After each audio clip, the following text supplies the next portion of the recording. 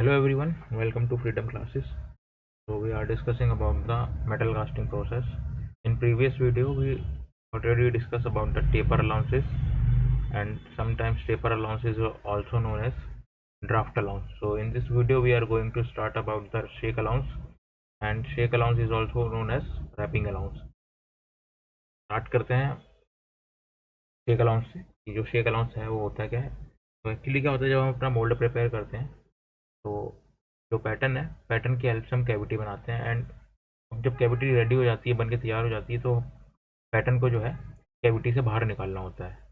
बाहर निकालने के लिए हम क्या करते हैं, स्पाइक का यूज़ करते हैं। Spike is the tool made up of would और मेटल। तो कुछ इस तरीके से जो है हम इसको लगाते हैं, स्पाइक को उसमें पैटर्न के अंदर। एंड स्पाइक के एंड पर जो है यहाँ पे थ्रेड्स बने होते हैं। और ये जो स्पाइक है एक टूल होता है जिस ये बना होता है मेटल से, मेटल का हो सकता है और वुड का भी हो सकता है। ओके, तो यहाँ पे ये स्पाइक लगा हुआ है, स्पाइक को इंसर्ट करते हैं पैटर्न के अंदर। एंड इस पैटर्न को हम फिर क्या करेंगे, शेक करेंगे। शेक करेंगे तो क्या होगा कि जो मोल्ड वॉल है और जो पैटर्न की जो वॉल है, इन दोनों के बीच में क्लियरेंस प्रोड्यूस होगी, थोड़ा बहुत जो है हमको गैप मिलेगा। एंड जो गैप होगा वो हमारा शेक अलाउंस कहलाएगा। आई होप आपको चीज़ समझ में आ गई होगी। तो क्या होता है, लेट अगर मैं बोल दूँ कि जो कास्टिंग साइज़ है इसकी जो डायमेंशन है, अगर ये 12 सेंटीमीटर है। ओके, तो अभी ये जो है बिफोर शेकिंग शेकिंग है, शेकिंग से पहले जो डायमेंशन थी वो कितनी है, इसकी 12 यूनिट्स या 12 सेंटीमीटर है। ओके, तो ये जो 12 है वो है हमारा cavity size. Cavity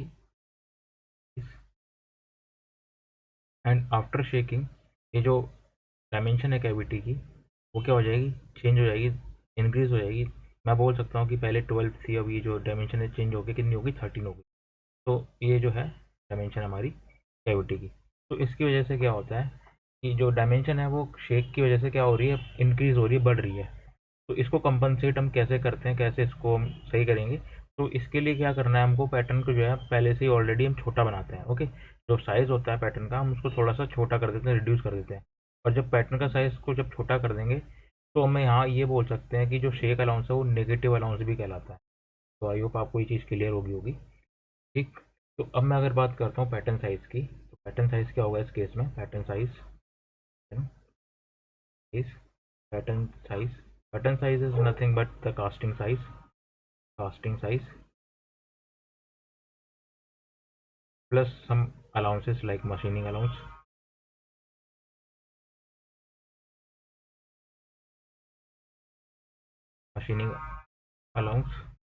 plus shrinkage allowance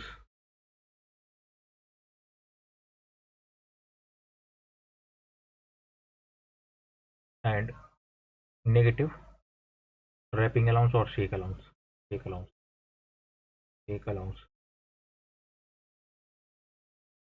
तो नेगेटिव हम क्यों ले रहे हैं, क्योंकि जो पैटर्न का साइज हम ऑलरेडी क्या कर रहे हैं, छोटा बना रहे हैं। जिसकी वजह से आप जब शेक करेंगे तो जो कैविटी है वो क्या होगी, हमारी एग्जैक्ट साइज़ की मिलेगी, जिस साइज़ की हमको चाहिए। ओके, तो आई होप आपको ये चीज़ क्लियर होगी। मैं इसको इस तरीके से हम पैटर्न्स का साइज डिसाइड करते हैं। ओके, तो अगर हम न्यूमेरिकली देखें, तो न्यूमेरिकली की अगर बात करते हैं तो सिंपल सी बात है कि अगर हमको कास्टिंग चाहिए कितने की, 10 सेंटीमीटर की अगर कास्टिंग चाहिए हमको, तो 10 सेंटीमीटर की कास्टिंग चाहिए। ठीक, देखते हैं कि जो पैटर्न का साइज है वो हमको कितना रिक्वायर्ड रहेगा इसके लिए। तो the size of the casting will be 10 centimetre and something that is known as machining allowance. And machining allowance को हम लेते हैं 1। Other on the other hand shrinkage allowance को भी हम 1 लेंगे। एंड फॉर शेक अलाउंस को हम लेते हैं लेट 1। ओके, इसको भी। तो अब अगर हम बात करें तो पैटर्न का साइज़ क्या निकल के आएगा हमारा, यहाँ पैटर्न का साइज़ आएगा हमारा, ये 1 से ये 1 कट जाएगा, तो pattern size will be 11। Okay, so I hope आपको ये चीज़ समझ में आ गई होगी अच्छे से। ठीक, अगर यहीं पर अगर हम बात करें, लेट अगर मैं पैटर्न का साइज़ 11 लेता हूँ और मैं कोई भी शेक अलाउंस नहीं प्रोवाइड करता हूँ अपने मोल्ड के अंदर, तो उस केस में क्या होगा। तो in that case after shaking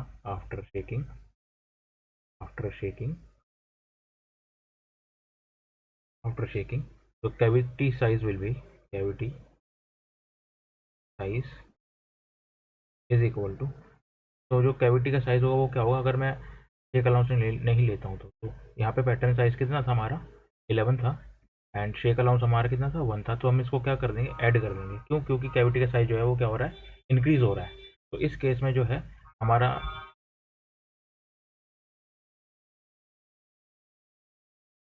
इस केस में जो है कैविटी का साइज जो है वो 12 आएगा। Okay,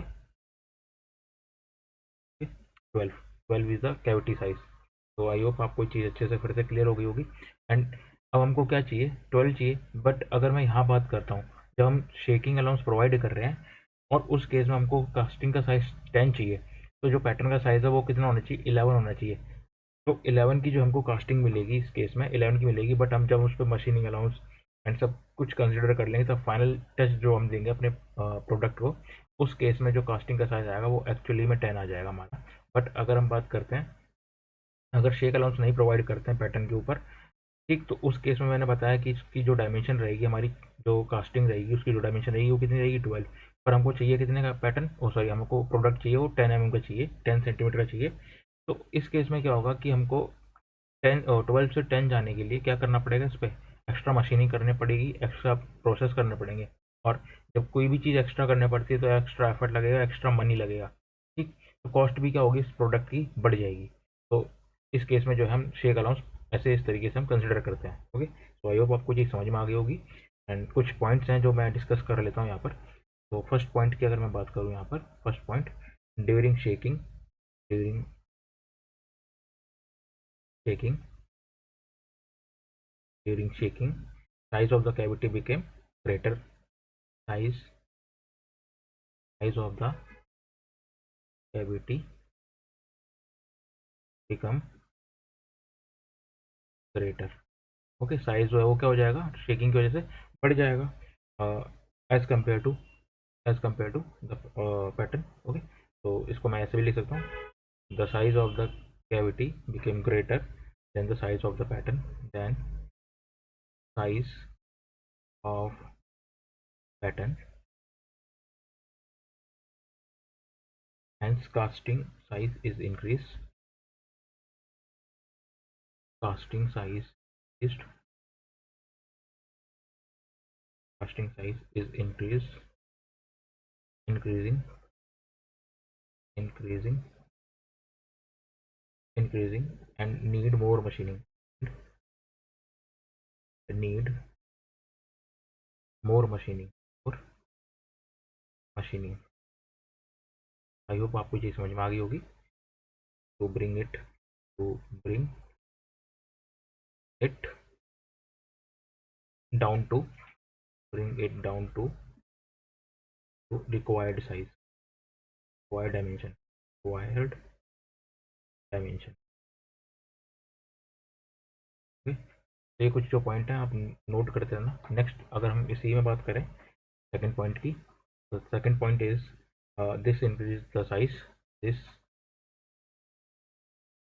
increase in size, this increase in size, increase in size, in size may be insignificant,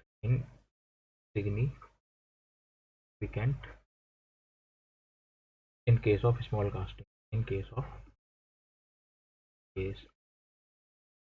small casting, small casting and medium casting, medium casting, but medium casting, but significant, but it is significant, it is significant in large casting, in large size casting। तो I hope ये चीज़ भी clear हो गई होगी। Third point, to avoid this problem, to avoid this problem, the original size is of pattern is reduced, of pattern is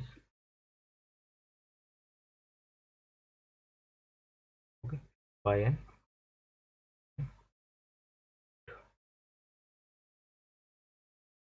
called as called called as take allowance. take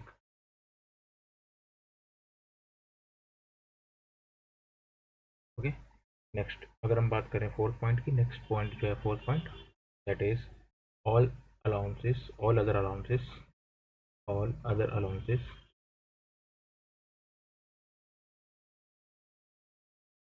are are increasing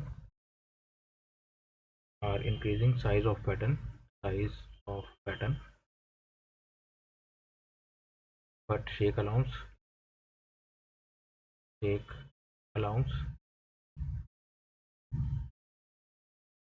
reduce the size of pattern,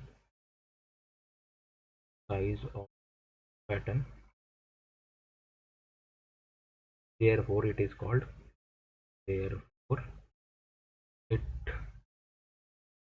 therefore called it is called negative allowance।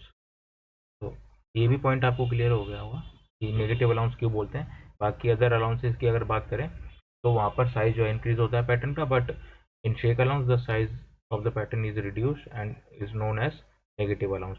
Okay, तो fifth point is shake allowance doesn't have shake allowance doesn't have take allowance doesn't have any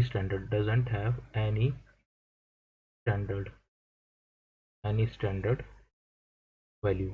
कोई भी standard value नहीं है, it is totally depend upon the person mould making person. It is mainly depend on mold making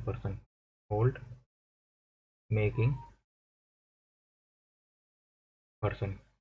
person हट्टा कट्टा हुआ तो क्या होगा, अच्छे से ला देगा तो कास्टिंग का साइज तो ऐसे ही बढ़ जाएगा, है ना। तो ये टोटली किस पर डिपेंड करता है, पर्सन पे डिपेंड करता है। Next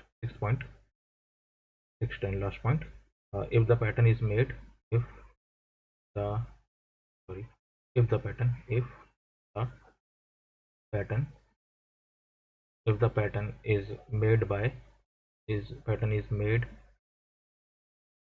by using wax or mercury और पॉलीस्ट्रीन पहले डिस्कस कर चुका हूँ इस चीज़ के बारे में। Polystyrene, there is no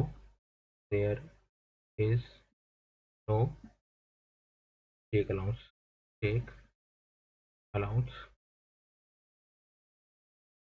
is provided।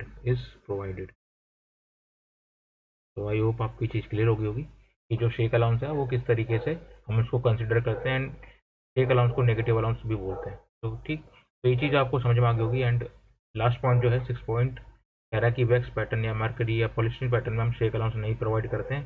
क्यों? मैं पहले डिस्कस कर चुका हूँ, इसमें हम ड्राफ्ट अलाउंस नहीं देते हैं। वो क्यों नहीं देते हैं वो आप मुझे कमेंट करके बताना, नेक्स्ट वीडियो में इसको बता दूंगा कि क्यों नहीं देते हैं। ठीक, तो आई होप आपको चीज़ समझ में आ गई होगी। अगर वीडियो अच्छा लगा हो तो चैनल को सब्सक्राइब करें, लाइक करें। Thank you.